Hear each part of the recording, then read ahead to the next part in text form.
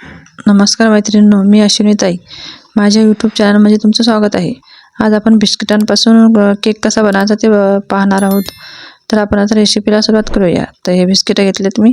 आता याची क्रीम काढून बाजूला ठेवूया आणि हे बिस्किट आपण एका मिक्सरच्या भांड्यामध्ये टाकून याची पेस्ट तयार करून घेऊया. आणि आपण इथं आता मिडियम गॅसवर आपली कढई तापायला ठेवूया. त्याच्यामध्ये स्टँड ठेवूया. स्टँड नसेल तर एक प्लेट पण ठेवली तरी चालेल. आता हे आपण बिस्किटापासून हे चुरा केलेला आहे. तर आपण या चुऱ्यामध्ये आता तेल टाकूया थोडं, 2 टीस्पून, आणि हे मिक्स करून घेऊया. हे मिक्स केल्यानंतर याच्यामध्ये दूध टाकूया आणि पिठी साखर पण टाकूया. तर हे मी दूध टाकून घेत आहे आणि पिठी साखर टाकत आहे त्याच्यामध्ये.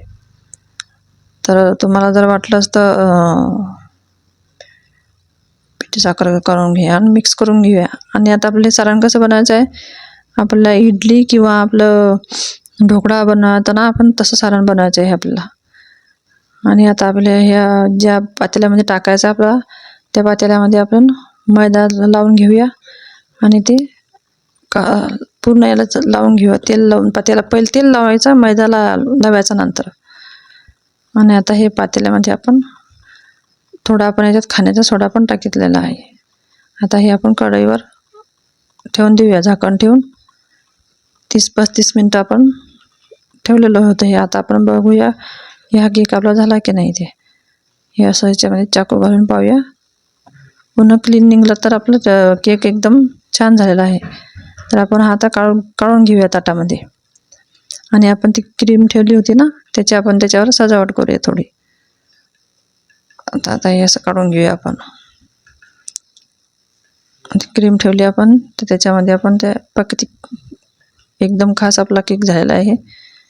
एकदम स्पंजी झालेला आहे. बघा किती मस्त झालेला आहे. आता आपण याच्यावर ती क्रीम काढून ठेवली ना, ते लावून घेऊया. ती क्रीम लावल्यानंतर आपला केक अजूनच सुंदर दिसतो.